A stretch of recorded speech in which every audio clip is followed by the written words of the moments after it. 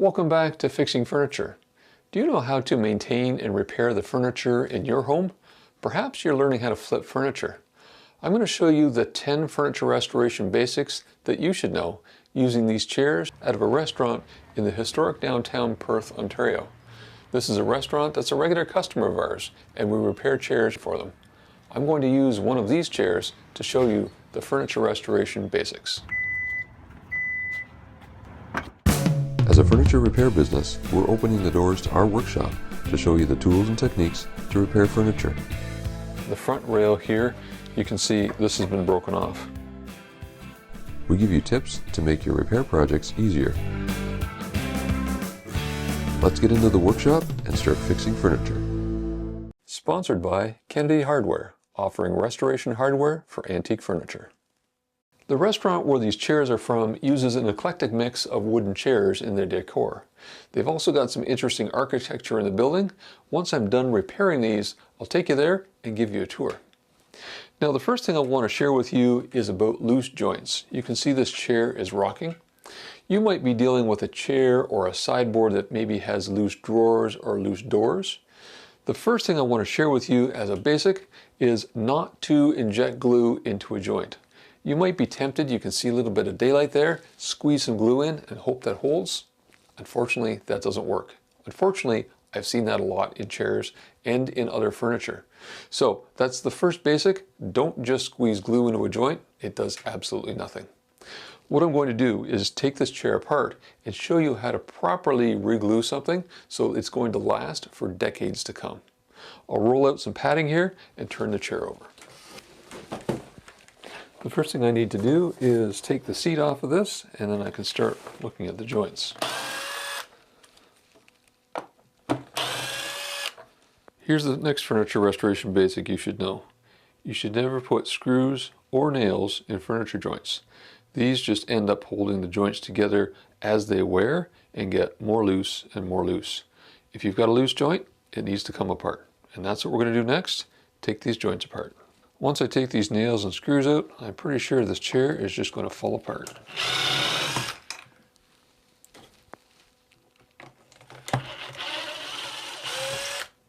Another common mistake I see is people trying to repair upholstered furniture without taking some of the upholstery off to see what's going on.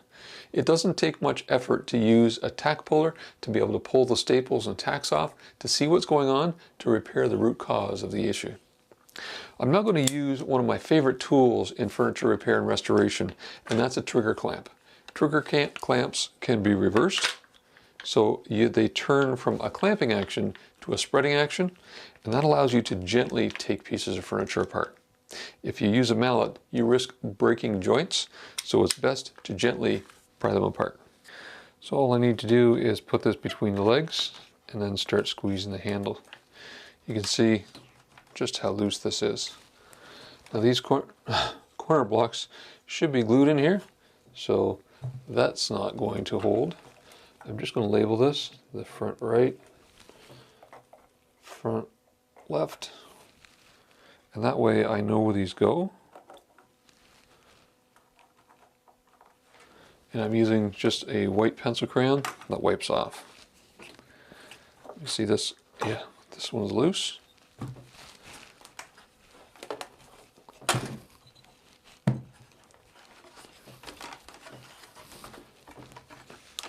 So that's the only joint right there. This one's loose. That's holding together. Let's see. Yep, that just popped right open. Let's try the other one. Okay, give this a squeeze.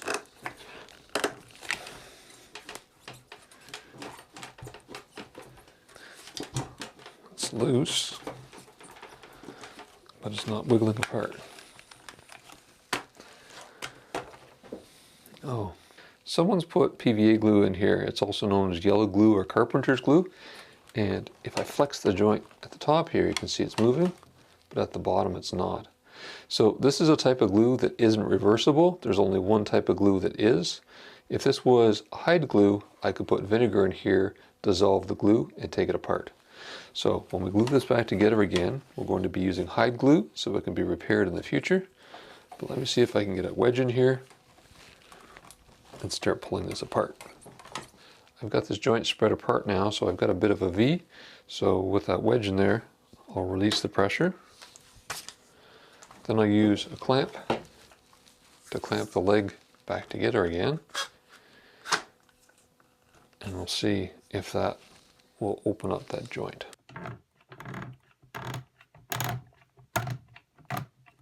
I can see PVA residue on the dowels. We'll get that cleaned up in a minute. Wow, those legs are loose. I just want to label all the parts so I know how they go back together again, and I can take apart the rest of the chair.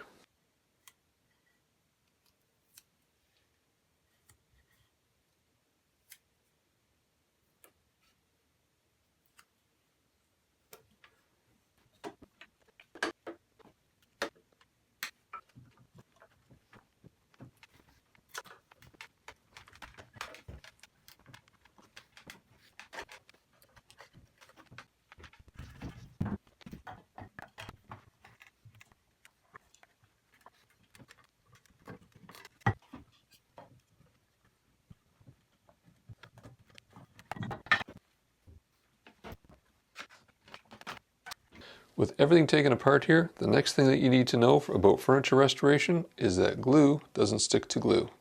So these dowels have some glue residue on them. They need to be filed down so that we've got bare wood. The only exception to that is hide glue.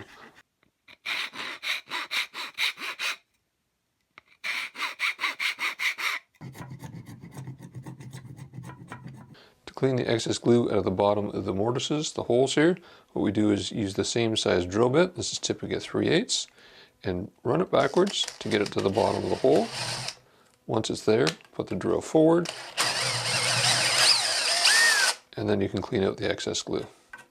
If you don't do that and you put it in forward, you could change the direction of the hole, and we don't want to do that because that will influence how the chair goes together. So I've cleaned up the dowels, but a few of them are really narrow. So let me just show you, for example, this one is doing nothing. So because this has been screwed together and it's been allowed to wear back and forth, the wood has just worn away. So what I'll need to do is put a new dowel in on this side and this side, cut that off, drill it out, and then we can get these nice and snug again. I'll do that off camera and then come back and we can put it together. I've repaired all the loose joints, and there were 5 dowels that I had to cut off, drill out, and put dowels in. In 2 cases, I had to use larger dowels because the joints were so worn out on the mortises, the holes. So it's really important that you don't use screws or nails to hold furniture together because it wears the wood. It's just like sandpaper on a joint. It becomes more loose and more loose to the point here that they had to be cut off and replaced. The next step is I'm going to organize the parts here. We'll get out the hide glue and we'll start gluing it up. So what I want to do is organize the parts so that I can quickly get them put together. So here we've got the front left. So that will go on this side. This is the top. This is the right. Front left, so that's this side. Left, so this is the left side of the H stretcher, front right, and then we've got the legs. So it's important to get these set up because once I start putting the glue on, it has to happen fairly quickly. Next, what I'll do is organize the back parts before I glue this up. So this is going here, this is going here, and that back left is going there. Okay, so now I can take out the glue and my brush. So I'm using hide glue, and you should only use hide glue when putting these joints together. I mentioned this before, but it's really important. The reason I use hide glue is because it allows me to put vinegar in these joints and pull them apart in the future if something breaks and we need to service the chair. This is unique because no other glue allows you to reverse it. So you can buy it in liquid form or you can buy it in crystals and make it yourself. Now the next furniture restoration basic is making sure you're using glue properly. You can't just squeeze it in the hole and hope that's going to hold.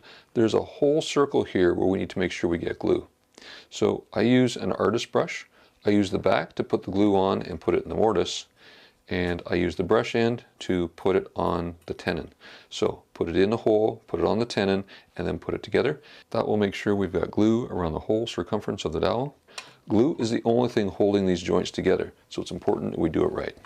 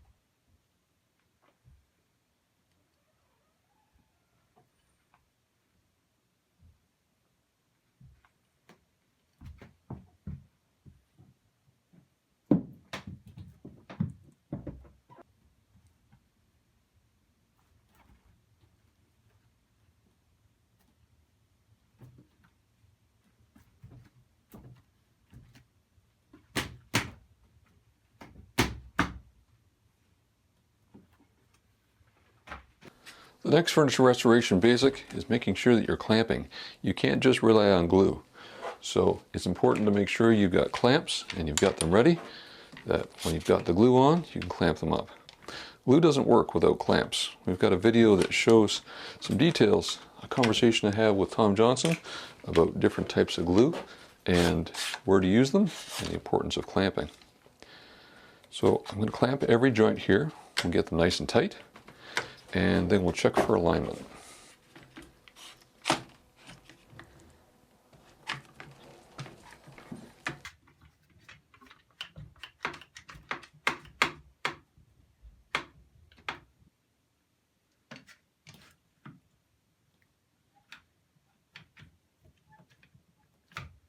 Now, clamping is essential when you're gluing things together to make sure you have tight joints and to make sure that glue bonds well.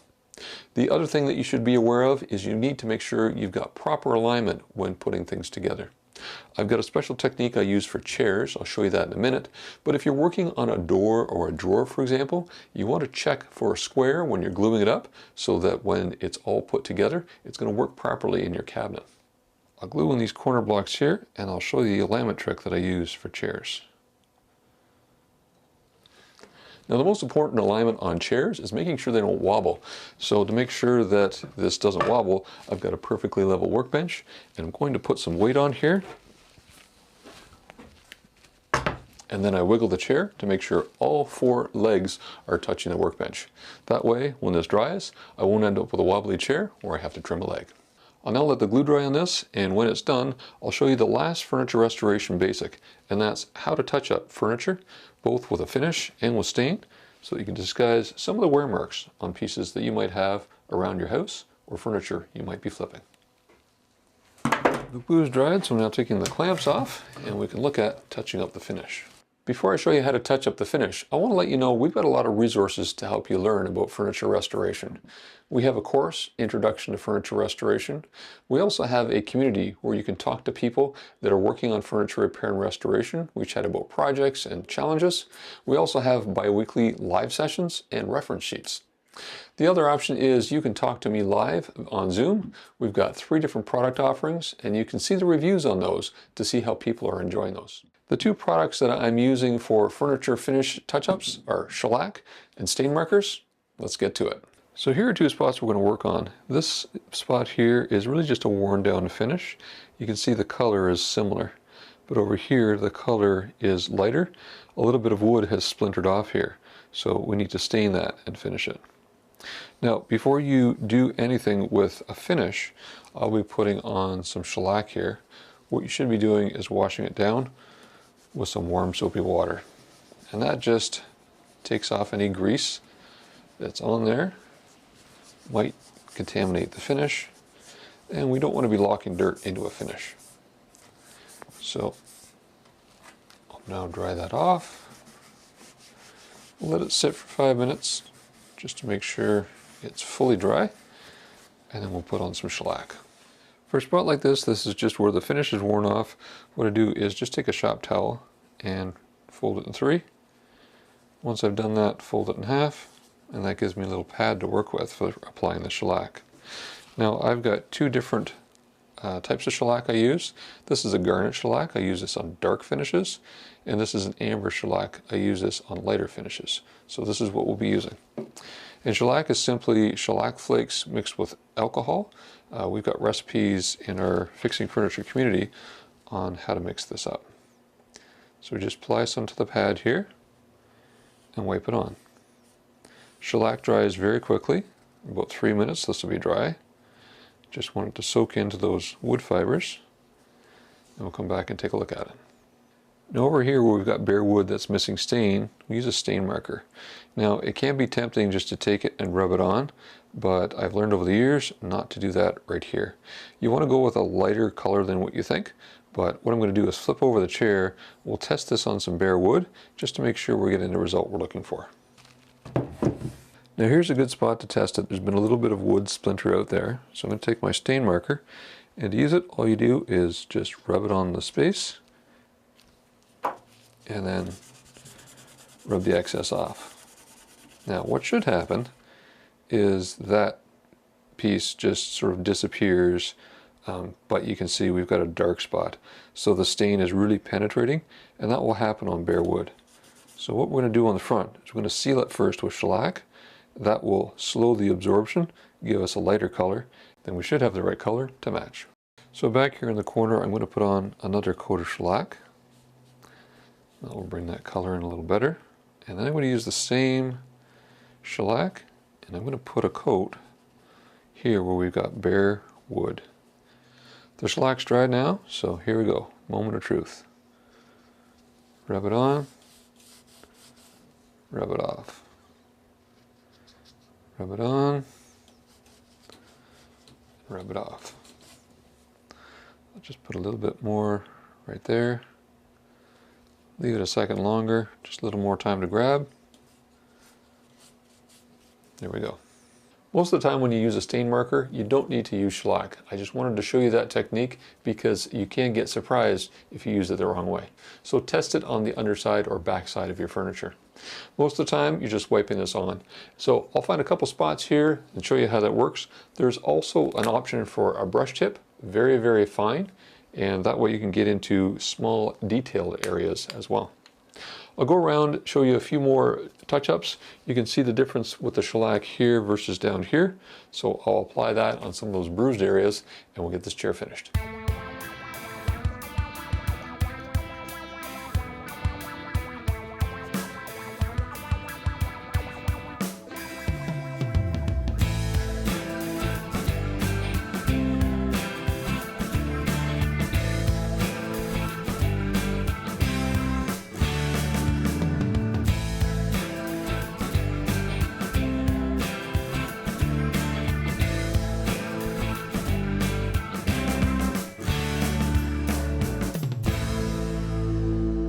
Well, that covers off the furniture restoration basics, and I hope that shows you how adding screws and nails can really damage a piece of furniture rather than help it. The last thing I have to do is put the seat on here. I need to swap out the pads that are on the bottom. They're a little bit too large. And then I'm going to take you to Gather. They've got tin ceilings in the restaurant and a few more things to look at. We'll take a look at those. But if you're going to leave us here, tell me, what was your favorite furniture restoration basic that you learned in this video? 6 months ago, we relocated our home and business to the Century Home in Perth, Ontario. It's a small town with some great architecture and a beautiful, vibrant downtown. This is a popular tourist destination because of the festivals, our Stewart Park, recreational lakes, and many restaurants. I'll park the car here and bring these chairs in to Gather. Thanks so much for more of your beautiful work and helping keep our furniture look great, Scott. Oh, no problem. I'm happy to help. Kerri is the owner here of Gather. Kerri and her husband James run this place, and you have wonderful lunches that Lori and I have enjoyed here. Thank you. I love the decor you've got going on in here. What inspired you to use vintage chairs and tables in your decor? We always say that we use food and beverages as tools to deliver our hospitality to our guests. Because we want a warm feeling of hospitality for guests to feel truly welcome and cared for, we chose vintage furniture. We kind of thought it would feel like you were having lunch at your grandparents' house, or you were being warmly welcomed into a family member's house. So we wanted the feeling to begin with what you're seeing. And it's amazing to rescue and revive all these beautiful pieces. Yeah, I've enjoyed working on some of the chairs. They're all unique, which is really neat. The character in this building, a lot of tin on the ceilings and the walls as well. Was that like that when you moved here? It was, but it was actually the previous tenant. This was all drywall and drop ceiling, and the previous tenant removed a panel to run some electrical and found this. So took that all down and brought the old character back to life in the building, and it looks beautiful. Wow. Yeah. Wow, that's fantastic. Now the food here is actually worth the drive to Perth because Kerri, James has come up with a candied bacon BLT that Lori just loves. Made with fresh bread from the bakery down the street. So the bread is stunning. It's almost like a treat in itself. And then candying that bacon just adds layers of flavor and texture to the sandwich and gives you sweet and salty play, which is always exciting on your palate. Everything we do is fresh, delicious, and our attention to detail makes the dishes fantastic. Yes, and Laura and I have eaten here a number of times, and we absolutely love coming here for lunch. So it's definitely worth the drive to Perth. Come and see Kerri and James here at Gather. And if you've got some furniture for us, maybe make a trip out of it. Bring us some furniture, come and stop for lunch, and we can do the same when you come pick it up. I hope you enjoyed this video, and thank you for watching Fixing Furniture.